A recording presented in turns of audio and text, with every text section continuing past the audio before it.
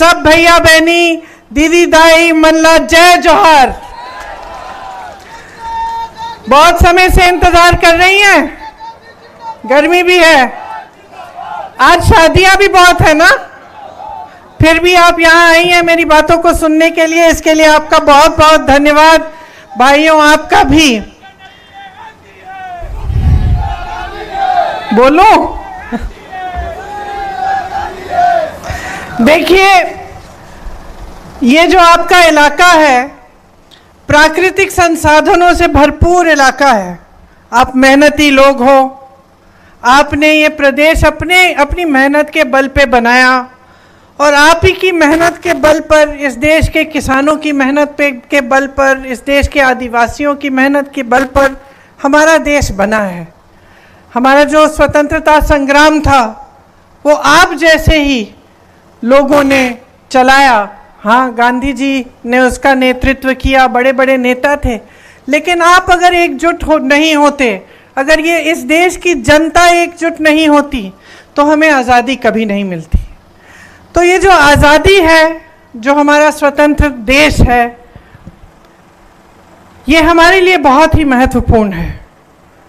आपके लिए आपको अधिकार मिलते हैं, इसी से आपको संविधान मिला, संविधान से आपको अधिकार मिले, चाहे आप किसी भी वर्ग के हों, चाहे आप कितने भी गरीब या अमीर हों, आपको एक बहुत बड़ा अधिकार संविधान ने दिया और वो अधिकार ये था कि आप वोट डाल सकते हैं।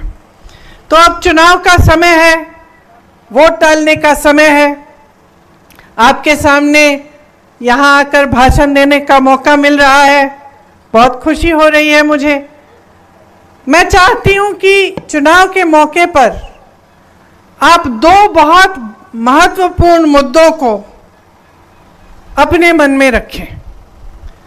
पहला ये कि देश भर में क्या हो रहा है, देश की राजनीति कैसे चल रही है, आगे चल के देश का क्या होगा, भविष्य हमारा कैसा लग रहा है। और दूसरा कि आपकी जो रोज की जिंदगी है, आपके जो संघर्ष हैं, आप जो दिन रात मेहनत कर रहे हैं, आपका जो संघर्ष है उसकी कोई सुनवाई है या नहीं है। ये दो बड़े बड़े मुद्दे हैं मुख्य तौर पर। तो मैं थोड़ा दोनों मुद्दों पर आपसे बातचीत करना चाहती हूँ।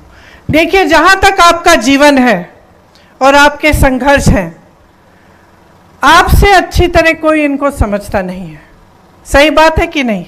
मेरी बहनें बैठी हैं, महंगाई कितनी बढ़ चुकी है, आप किस तरह से रोज़ के जीवन को आप आगे बढ़ाते हैं, किस तरह से जब आपको दुकान जाना पड़ता है, कुछ खरीदना पड़ता है, तो किस तरह से उस चीज़ को आप खरीद पाते हैं। आपके घर में सभी मेहनत कर रहे हैं, आप कर रही हैं, आपके पति कर रहे हैं, घर में कोई रोज़गार के लायक कोई बड़ा बच्चा हो तो वो भी कहीं ना कहीं से जुगाड़ करके मेहनत कर रहा है। कमाई सब कर रहे हैं, लेकिन वो कमाई पूरी नहीं हो रही है।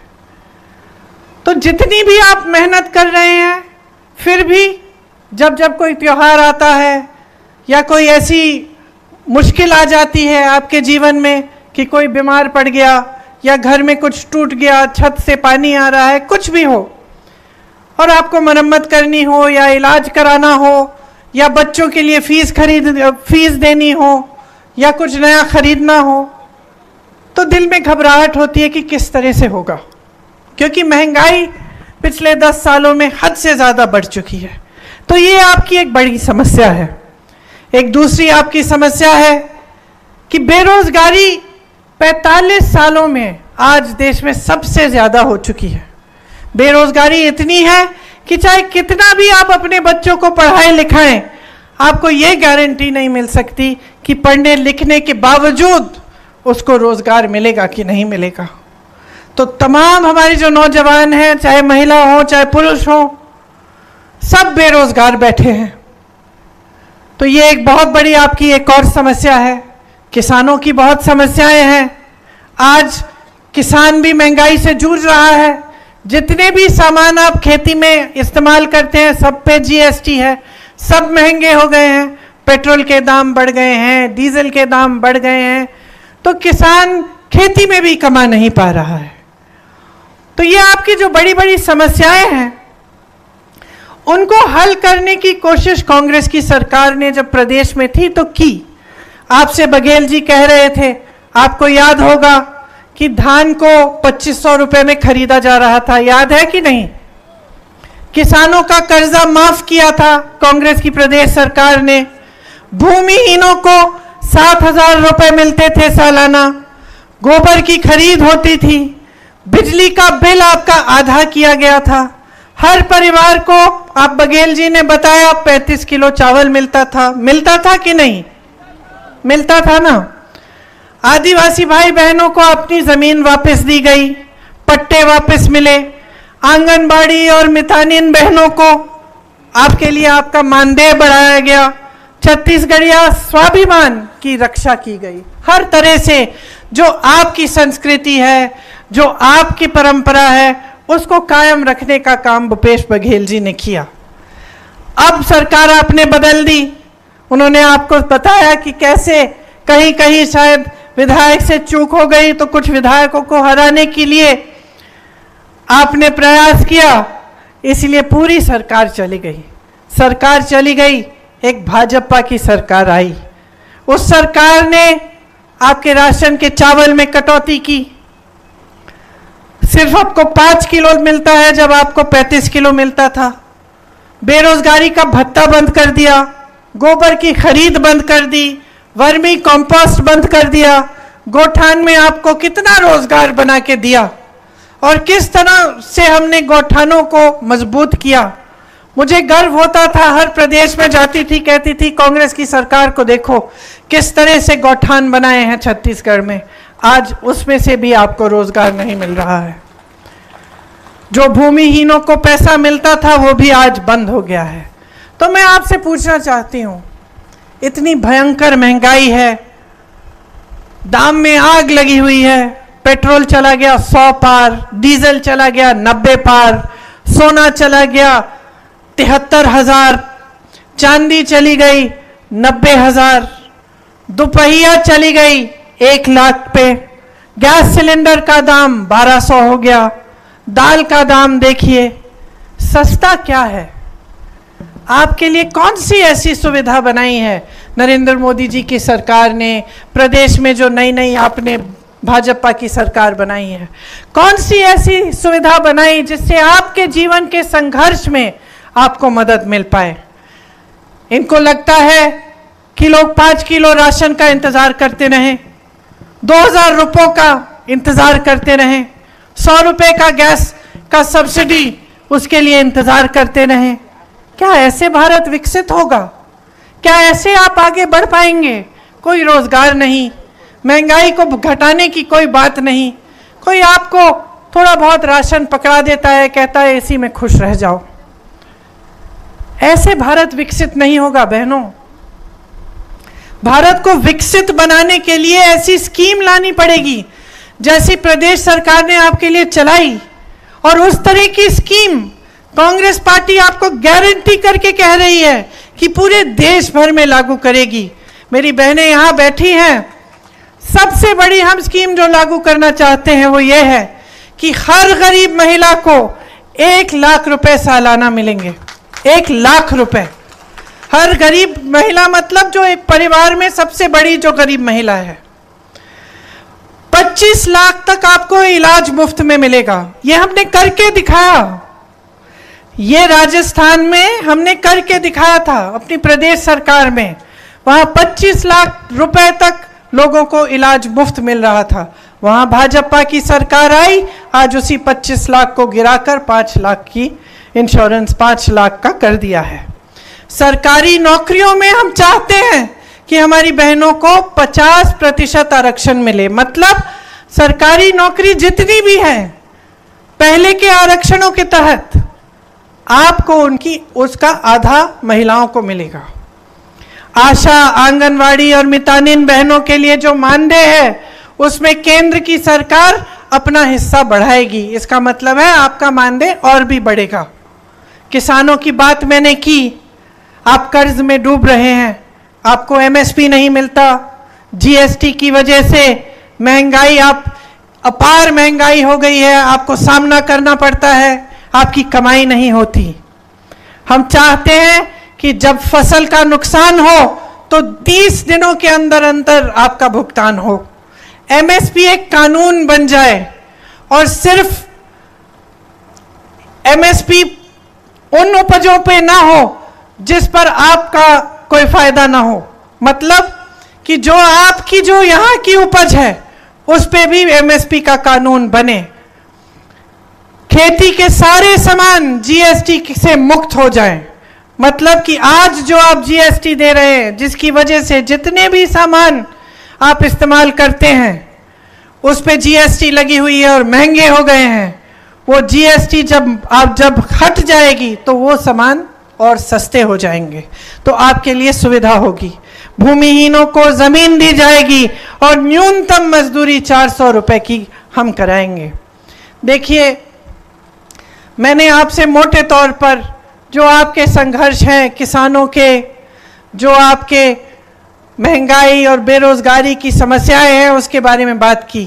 मैं जानती हूं कि यहाँ पे मेरे आदिवासी भाई बहन बहुत सारे हैं। आपको याद होगा कि कांग्रेस की सरकार जब थी और जब रही है, हमने आपकी संस्कृति की रक्षा की है। हम समझते हैं कि जल, जंगल और जमीन पर आपका अधिकार है, और जैसे मैंने आपसे कहा उस अधिकार की रक्षा हमारा संविधान करता है। आज आपने सुना होगा कि भाजपा के कई ऐसे नेता हैं जो जहां जहां भाषण दे रहे हैं वो कह रहे हैं हमें 400 सीट दे दो, इस चुनाव में हम संविधान को भी बदल डालेंगे। सुना है आपने? ये सुना है? क्यों कह रहे हैं ये? एक तरफ से ये छोटे छोटे नेता और कुछ इनके मंत्री जगह जगह जाके कह रहे हैं कि हम संविधान को बदलेंगे, दूसरी तरफ मोदी जी मंच पे आते हैं और इनके बड़े नेता कहते हैं कि हम संविधान को नहीं बदलेंगे। तो जनता क्या सोचे कि क्या हो रहा है? आपको क्या लगता है कि भाजपा के नेता बगैर मोदी जी की इजाजत इतनी बड़ी चीज कह सकते हैं पूरे देश भर में घूम के कि वो संविधान को बदलेंगे? नहीं भाइयों और बहनों, ये एक पूरी साजिश है कि सबसे पहले छोटे छोटे नेता, मंत्री, अलग अलग नेता देश के अलग अलग कोनों में जाकर ये कहेंगे कि संविधान बदल डालेंगे, और मोदी जी मंच पे खड़े होकर मना कर देंगे कि नहीं नहीं, ऐसा हम नहीं करेंगे। ऐसा पहले भी हुआ है कि बात कहीं और से उभरती है, मोदी जी कहते हैं ऐसा नहीं होगा, चुनाव के बाद वही बात मोदी जी कर डालते हैं। तो आज भी यही हो रहा है कि ये कहलवा रहे हैं अपने नेताओं से जानबूझ के, ताकि ये बात फैल जाए देश में। शुरू में ये नकारेंगे इस बात को, कहेंगे कि नहीं नहीं ऐसी कोई बात नहीं है, वो तो नेता अपने आप कह गया, और जैसे ही इनको 400 सीट मिलेंगी या जैसे ही ये अगला चुनाव जीतेंगे तो संविधान को बदलने की पूरी कार्रवाई ये शुरू कर देंगे। ये सच्चाई है भाइयों और बहनों इनकी, कि इनकी बात पे भरोसा नहीं हो सकता। ये सच्चाई है कि ये आपके अधिकारों को कमजोर करना चाहते हैं। इसी संविधान ने आपको वोट दिया, इसी संविधान ने आपको आरक्षण दिए, इसी संविधान ने आदिवासियों की संस्कृति को बचाकर रखा, इसी संविधान ने इस देश के दलितों को आगे बढ़ाने का काम किया, और ये इस संविधान को ही बदलना चाहते हैं।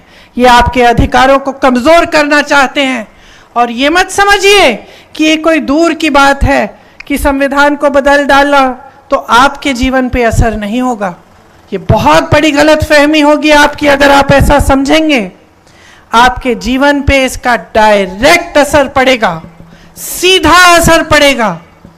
अगर संविधान बदल डाला तो आज जो सम्मान का जीवन जी रहे हैं आप, आज जो अधिकारों से भरपूर जीवन जी रहे हैं आप, कि आप खड़े होकर अपने अधिकारों को मांग सकते हैं, आप सवाल उठा सकते हैं नेताओं से कि मेरे लिए काम क्यों नहीं करा, आप अपने वोट द्वारा सरकारों को बदल सकते हैं।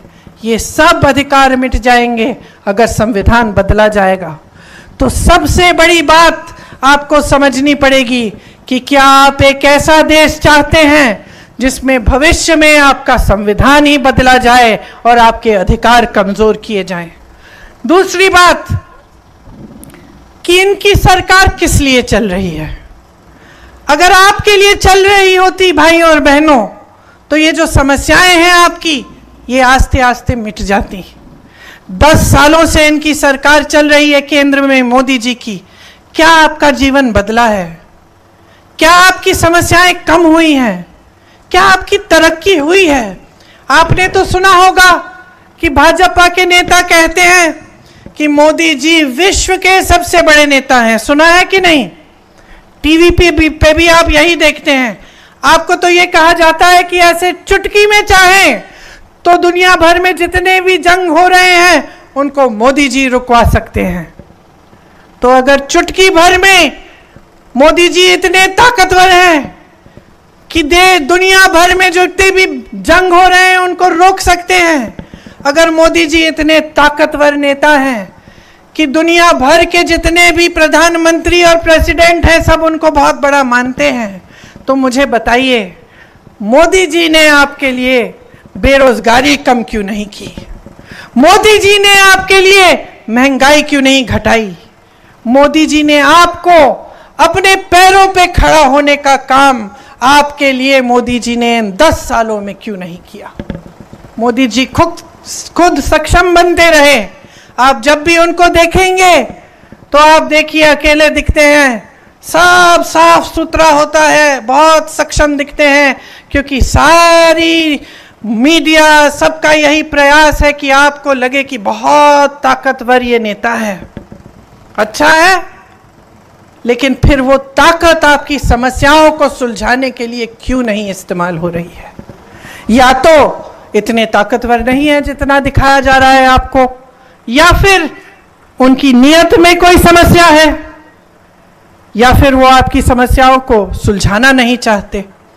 तो जब मैंने आपसे पूछा कि ये सरकार किसके लिए चल रही है, इसलिए पूछा क्योंकि हम लोगों के लिए जो इस सरकार को देख रहे हैं 10 सालों से, ये बहुत स्पष्ट हो गया है कि ये सरकार सिर्फ बड़े बड़े उद्योगपति, और वो भी सारे उद्योगपति नहीं, मोदी जी के कुछ गिने चुने उद्योगपति मित्र, उनके लिए सरकार चल रही है। आपको मालूम है कि उनके एक मित्र के लिए छत्तीसगढ़ में क्या क्या नहीं करवाया उन्होंने? आपको मालूम है कि इन्हीं बड़े बड़े उद्योगपतियों के लिए उन्होंने 16 लाख करोड़ का लोन माफ किया, लेकिन आप किसानों का लोन नहीं माफ करते हैं। किसान आंदोलन करते हैं, कानून लगा देते हैं मोदी जी, जिससे किसान पिसेगा और बड़े बड़े उद्योगपतियों का फायदा होता है, लेकिन मोदी जी उनकी सुनवाई तक नहीं करते। आज देश का लोहा, देश का कोयला, देश की बिजली, देश की सड़कें, देश के हवाई अड्डे, देश के बंदरगाह, देश के हाईवे, सब इन्हीं 2-3 बड़े उद्योगपतियों को सौंप दिए गए हैं। यहां से आपको रोजगार मिलता था, ये संपत्ति थी देश की। ये बड़े बड़े पीएसयू जिनको कमजोर किया गया, जिनके सब्सिडरीज इन लोगों को दिए गए, बैंकों का सारा पैसा इन लोगों को दिया गया, तो ये सरकार तो इन्हीं लोगों के लिए चल रही है। किसान का बेटा क्या करेगा? गरीब की बेटी क्या करेगी? छोटा कारोबारी क्या करेगा जिसकी कमर तोड़ी जा रही है? जीएसटी से, नोटबंदी से मुश्किलों में डाल दिया, उसको दलदल में डाल दिया, निकल नहीं पा रहा है, कमाई नहीं कर पा रहा है।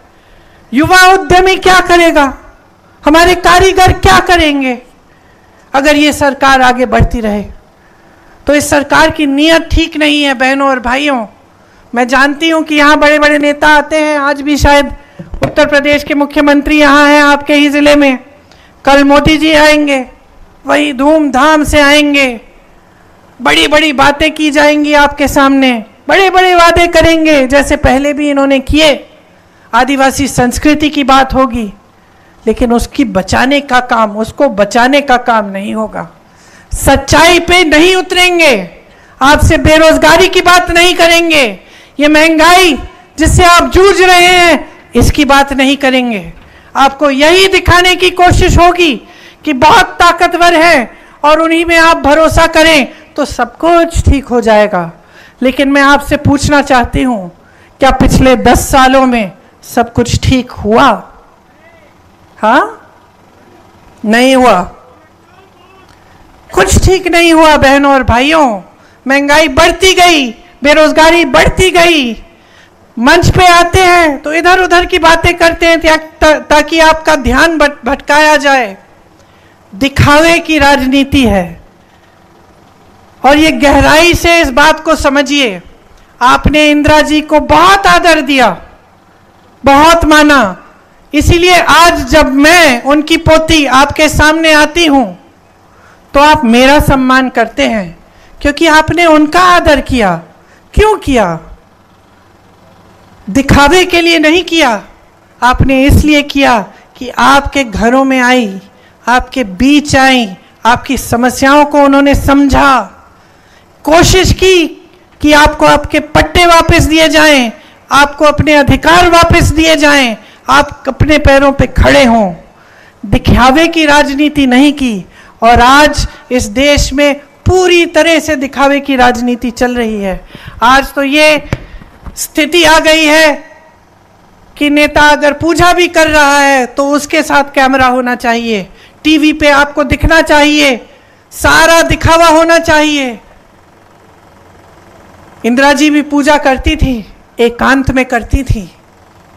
अपने कमरे में एक छोटा सा पूजा का कमरा बनाया था, कमरे के साथ, वहां पे चुपचाप से करती थी। दिखावे के लिए नहीं थी ये बात। धर्म को इस्तेमाल नहीं किया जाता है राजनीति के लिए। ये हमारी परंपरा नहीं रही है। हमारे देश की पुरानी परंपरा रही है कि धर्म का मतलब है सेवा, धर्म का मतलब है सत्य। अगर नेता मंच पे खड़े होके आपको झूठे वादे करे तो धार्मिक नेता नहीं है, वो सत्य के पथ पर नहीं चल रहा है। आपको वो वादा किया जाना चाहिए जो वादा पूरा होगा। इसीलिए कांग्रेस पार्टी की जो गारंटी है उसका प्रमाण आपके सामने है। कर्नाटका में हमने कहा हम महिलाओं को कुछ देंगे, हर महीने पैसे देंगे, आज उनको मिल रहा है। यहां पे हमने कितना काम करके दिखाया छत्तीसगढ़ में आपको, आपने खुद देखा। जैसे मैंने गौठानों की बात की, मानदेय की बात की, आपने खुद देखा कि काम किया हमारी सरकार ने।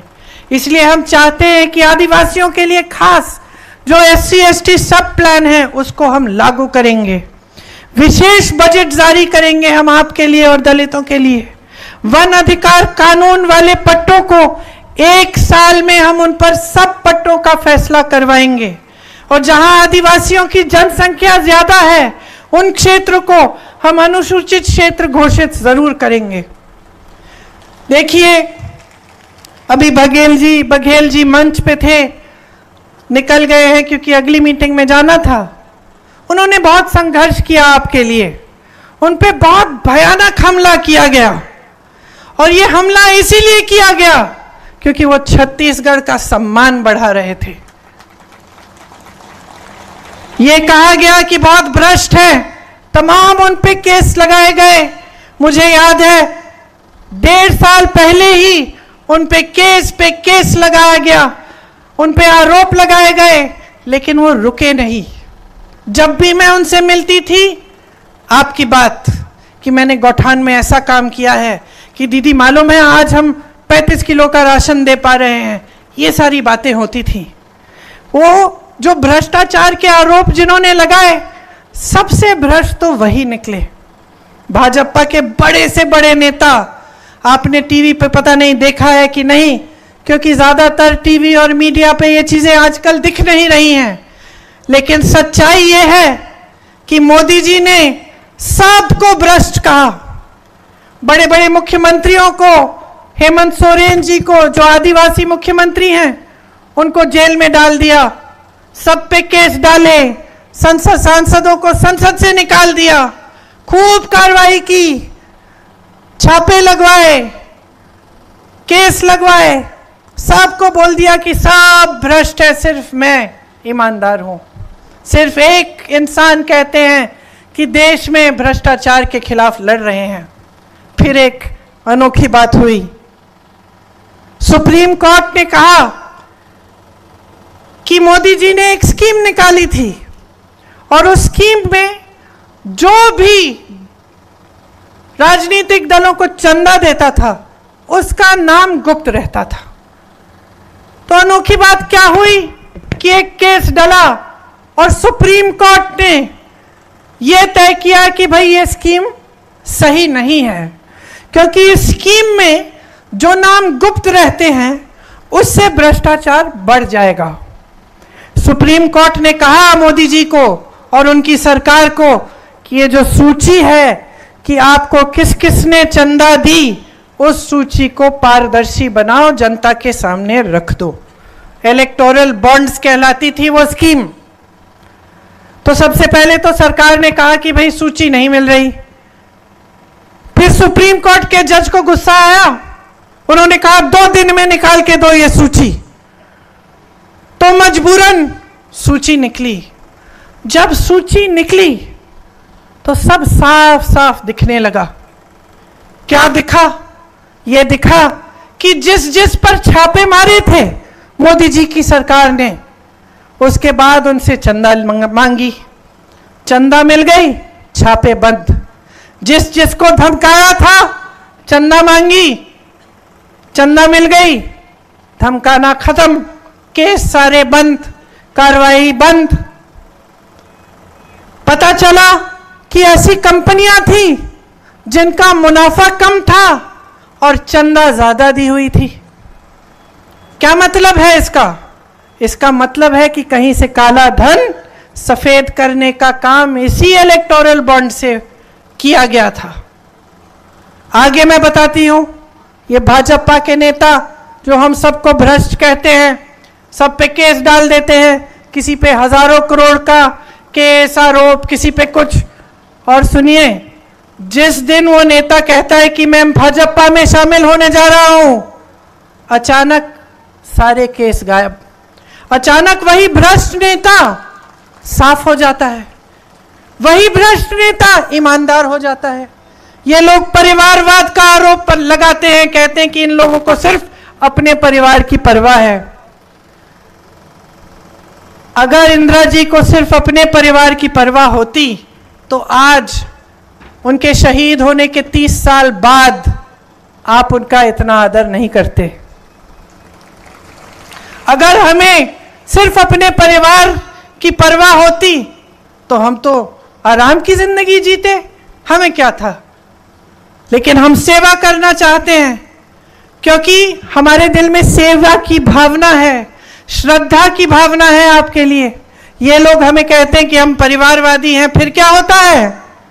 जिसका बेटा, जिस बड़े नेता का बेटा या जिसके परिवार का सदस्य भाजपा में शामिल होना चाहे, उसको एकदम तेजी से ले लेते हैं। आज मैं दावे के साथ कह सकती हूं कि बड़े परिवारों के बेटे, बेटियां, चाचे, चाचियां सब उन्हीं की भाजपा में शामिल हो गए हैं, और तब परिवारवाद के सारे आरोप खत्म। तो देखिए, गहराई से समझिए आपके सामने क्या हो रहा है। एक समय में आप नेताओं से नैतिकता की उम्मीद रखते थे, सादगी की उम्मीद रखते थे, ईशान और शोहरत की नहीं, नाटक की नहीं, कि आपके सामने आकर कोई भी नया नाटक कर ले और नैतिकता की कोई बात नहीं हो। इस पूरे देश की परंपरा रही है, और महात्मा गांधी जी के समय से नहीं, ये हिंदू धर्म की पुरानी परंपरा है, ये आदिवासी परंपरा भी है, कि अपने जो बड़े होते थे, जो नेता होते थे, उनसे हम ये उम्मीद रखते थे कि वो हमसे सच बोलेंगे, वो हमारे लिए अच्छा करेंगे, वो हमारे साथ विश्वासघात नहीं करेंगे। इसीलिए आप गहराई से समझिए कि आपको बदलाव लाना पड़ेगा। इस बार अगर आपने कांग्रेस के हाथ मजबूत नहीं किए और फिर से आप 5 सालों के लिए भाजपा की सरकार ले आए, तो 5 साल और इस देश में क्या क्या होगा इसकी गारंटी कोई नहीं ले सकता। संविधान बदला जाएगा, आपकी बेरोजगारी बढ़ेगी, आपकी महंगाई और भी बढ़ेगी, आपकी समस्याएं बढ़ती चली जाएंगी। ये देश बड़े बड़े उद्योगपतियों को सौंपा जाएगा। ये नेता और भी ताकतवर बनेंगे, और भी शोहरत होगी इनकी, शान होगी इनकी, लेकिन सब अंदर से खोखला होगा और आपके जीवन इसी दलदल में पड़े रहेंगे। तो अगर इस दलदल से निकलना है, अगर परिवर्तन चाहते हैं, तो एक ही रास्ता है, अपने वोट से अपने अधिकार को मजबूत करिए। अपने वोट को सोच समझ कर डालिए, अपने वोट को अपनी ताकत बनाइए और अपनी ताकत के बल पे खड़े होकर इस देश में बदलाव लाइए। आप सबने बहुत ध्यान से मेरी बातों को सुना, इसलिए मैं आपको बहुत बहुत धन्यवाद देती हूं। जिस दिन पोलिंग का दिन होगा, ये दो बातें, एक जो देश भर में राजनीति चल रही है उसको बदलने की बात, और दूसरी जो गहरी समस्याओं का सामना आप कर रहे हैं उनके समाधान ढूंढने की बात, इनको आप अपने मन में रखकर पूरे विवेक से अपना वोट दीजिए। मुझे पूरी उम्मीद है और मैं जानती हूं कि अगर आप समझदारी से अपना वोट देंगे तो यहाँ के उम्मीदवार, कांग्रेस के उम्मीदवार को आप जिताएंगे और एक बार फिर 10 सालों बाद एक ऐसी सरकार केंद्र में लाएंगे जो आपके लिए काम करती रहे और आपके लिए पूरी श्रद्धा से सेवा करे। धन्यवाद।